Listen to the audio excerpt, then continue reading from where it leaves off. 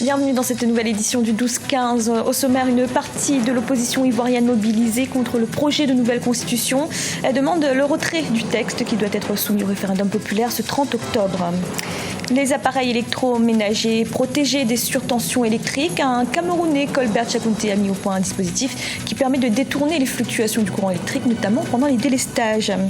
Et le tirage au sort pour la Coupe d'Afrique des Nations 2017 a rendu son verdict. Les 4 groupes sont désormais connus. La compétition débutera le 14 janvier 2017 au Gabon. Les réactions dans ce journal. Une manifestation du Front du Refus, une coalition de partis opposés au projet de la nouvelle constitution ivoirienne, a été dispersée ce jeudi. Les participants entendaient protester contre le texte qui sera soumis au référendum ce 30 octobre. Le mouvement appelle d'ailleurs à un nouveau rassemblement ce samedi à Yopougon. Reportage de notre correspondant Olivier Conan. L'opposition ivoirienne plus que jamais déterminée à faire échec au projet de nouvelle constitution du pays. Réunis au sein du Front du Refus et du Code, collectif de l'opposition démocratique, les partis politiques d'opposition ont tenté de marcher de la commune d'Adjamé à la place de la République dans la commune du Plateau. Interpellés Manu Militari, les leaders de l'opposition ont été tous relâchés selon le responsable de la communication du ministère de l'Intérieur et de la Sécurité. Pour les opposants, la répression de la marche n'entame pas la détermination à combattre le projet de nouvelle constitution jugé inopportune. Nous sommes partis d'abord pour montrer au peuple de Côte d'Ivoire que la constitution là c'est notre sang et qu'on ne peut pas ruser avec le peuple de Côte d'Ivoire. Donc nous avons été réprimés. Ce n'est que le début. Le combat ne fait que commencer. Et nous irons quand même, nous ferons tout pour obtenir le retrait de ce texte-là. C'est notre droit à nous de manifester pour dire non à cette constitution que M. Ouattara veut nous imposer. En fait, nous sommes dans une monarchie et pour pouvoir rendre légale la monarchie, il veut la constitutionnaliser, donc une monarchie constitutionnelle. Et nous ne pouvons pas autoriser cela. Pour les partis de l'opposition ivoirienne, la nouvelle constitution, voulue par le président de la République Alassane Ouattara, consacre un recul de la démocratie en Côte d'Ivoire. En plus de remettre en cause les acquis démocratiques, elle instaure de nouvelles institutions jugées inutiles et budgétivores. Il propose 2 bulletins. Ce que nous avons obtenu depuis des luttes, à arriver au bulletin unique pour que la démocratie soit. Et c'est la CEI, et c'est le gouvernement. Et on nous impose deux bulletins. Nous savons ce qu'il y a derrière 2 bulletins. Vous avez déjà un Parlement qui n'a pas grand-chose à faire puisque le gouvernement le domine complètement. Il va ajouter une seconde chambre au Parlement qu'il appelle Sénat, dont il va nommer lui-même le tiers, et les 2 autres tiers seront élus à un suffrage indirect, donc par des maires et des députés issus de son sérail. Donc c'est lui qui multiplie le Parlement, il dilue le pouvoir du député et du parlementaire et il renforce le sien. Les partis membres du Front du Refus et du collectif de l'opposition démocratique projettent un meeting le 22 octobre à Yopougon. Objectif, mobiliser la population contre le projet de nouvelle constitution soumis à référendum le 30 octobre 2016. Au Tchad, 23 députés d'opposition ont déposé ce jeudi une motion de censure contre le gouvernement du Premier ministre Pahimi Pataké Albert. Ils lui demandent de dire comment il compte surmonter la crise économique qui affecte le pays. La motion de censure comprend également des questions concernant l'armée et ses missions à l'étranger. Le gouvernement a 72 heures pour y répondre. Les précisions de notre correspondant Mahamat Ramadan. Le vote de motion de censure du gouvernement n'a pas eu lieu ce vendredi, 28 octobre 2016, comme prévu. Parce que, semble-t-il, le gouvernement compte utiliser les 72 heures que lui confère la loi fondamentale pour répondre à l'interpellation des parlementaires. Les députés de l'opposition initiateurs de la motion de censure sont donc toujours dans l'attente. Le gouvernement est encore dans la légalité et la motion n'a été introduite que mercredi 19 octobre 2016. Le gouvernement n'a pris connaissance du document qu'1 jour après.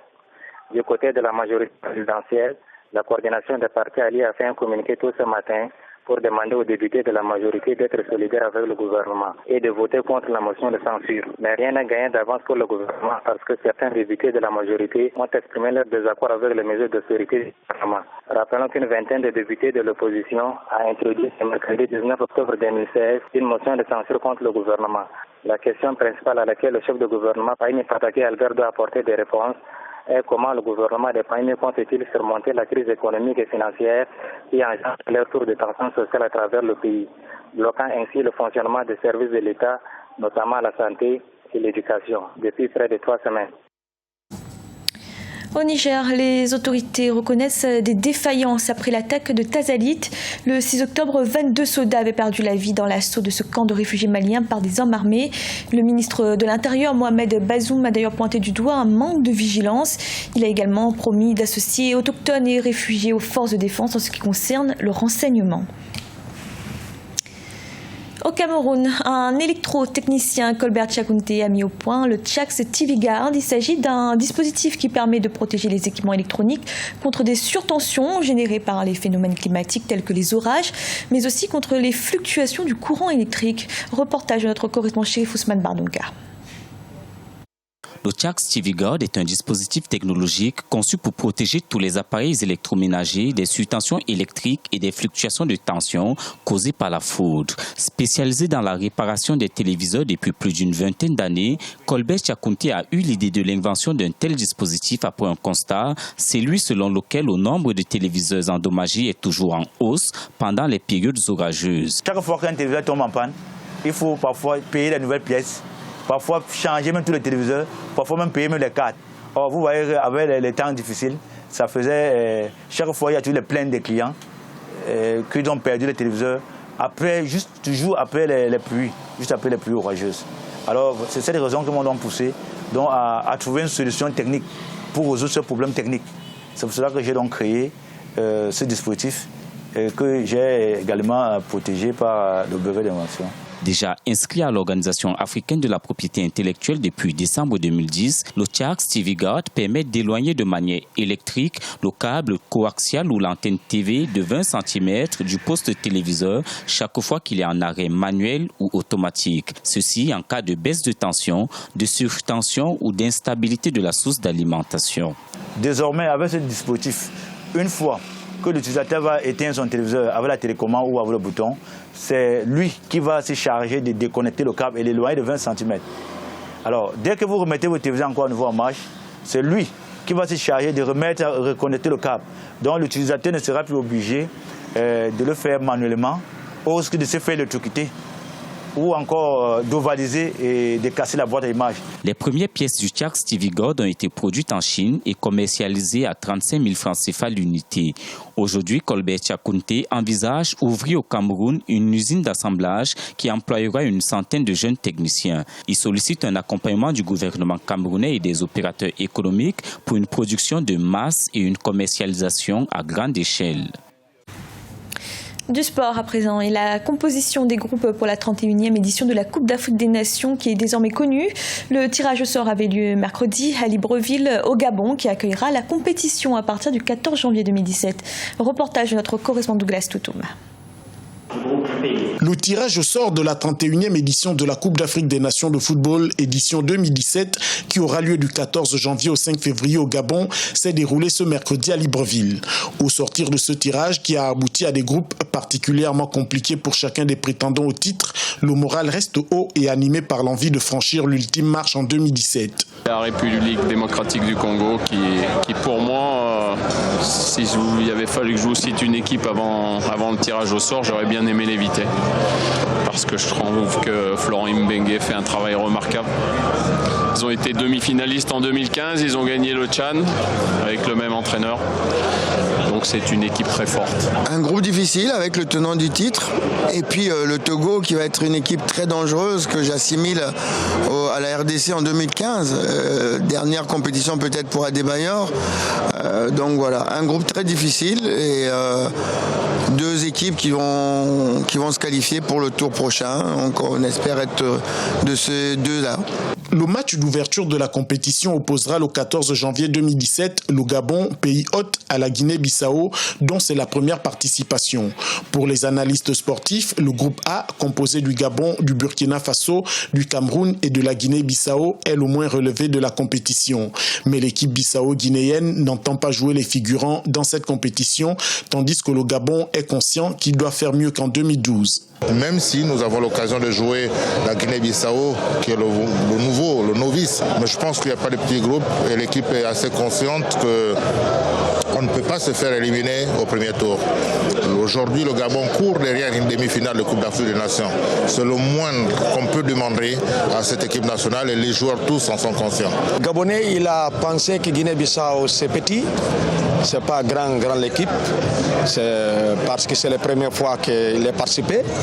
Mais comme on dit, moi comme technique, Guinée-Bissau il va travailler, il va faire toutes les façons pour venir ici le janvier pour faire un bon match et qui fait toutes les façons pour passer le groupe. Pour rappel, le Gabon a été désigné en avril 2015 en remplacement de la Libye qui devait initialement recevoir la compétition mais qui s'était vu retirer l'organisation en raison de son instabilité politique et sécuritaire. Le tournoi se déroulera sur 4 sites: OIM Groupe C, Port-Gentil Groupe D, Franceville Groupe B et Libreville Groupe A, la capitale où se dérouleront le match d'ouverture et la finale.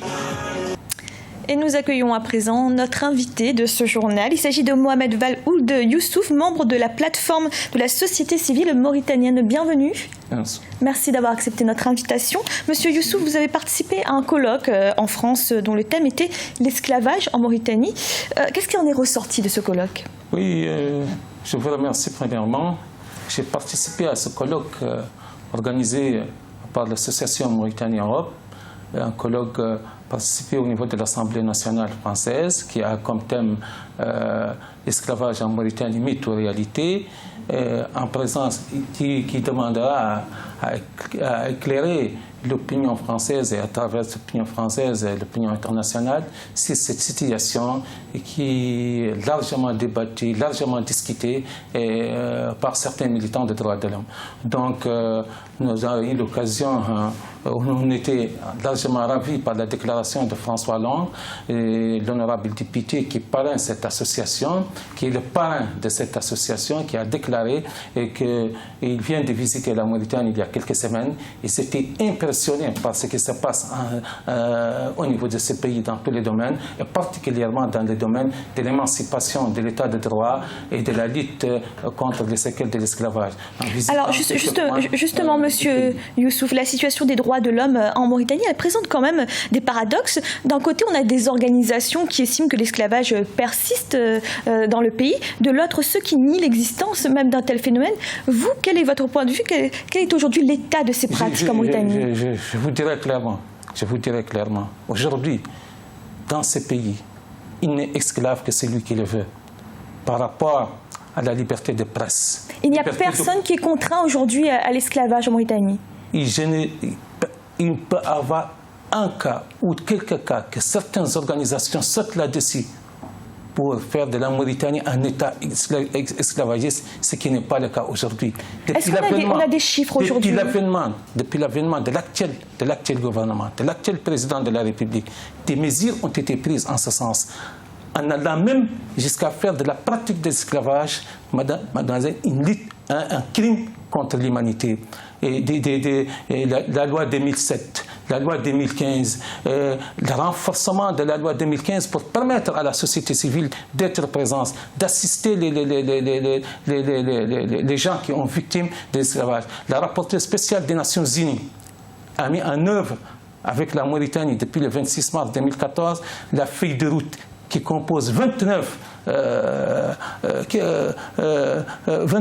questions par rapport à la lutte. Est-ce qu'on a des chiffres officiels aujourd'hui en Mauritanie de ces pratiques? Les chiffres officiels, c'est avec les organisations qui sont en train de mener leur politique en ce sens par rapport à cette question, qui sillonnent les États, qui partent de long en large en Europe, en Amérique, et pour faire de la Mauritanie aujourd'hui. Mais moi, ce que je leur demande, et ce qui devait être fait, c'est de venir en Mauritanie, mener cette lutte au niveau de la Mauritanie, accompagner les organisations internationales qui ont élaboré avec la Mauritanie cette feuille de route dans sa mise en place, dans la mise en place de la feuille de route. Et donc, c'est ce qui est demandé par les organisations. Mais ce que je veux vous dire... Rapidement, s'il vous plaît. Ce que je veux vous dire rapidement, que la clôture historique hier du dialogue inclusif où tout a été débattu, la question de l'esclavage, la question de l'unité nationale, la cohésion nationale, a reconforté tout militant de droits de l'homme, tout nationaliste, tout patriote a été reconforté hier, puisque c'est le président lui-même qui déclare « Je ne serai pas un obstacle à la constitution mauritanienne. Je ne changerai pas la constitution mauritanienne pour ma personne. Je donnerai un exemple à l'Afrique et je donnerai un exemple à l'opposition mauritanienne qui a boycotté ce dialogue inclusif. Monsieur Youssouf, merci d'avoir répondu à nos questions. Merci. Ce journal a été réalisé par l'ensemble de la rédaction. Merci de l'avoir suivi. Retrouvez dans un instant une nouvelle édition de l'information.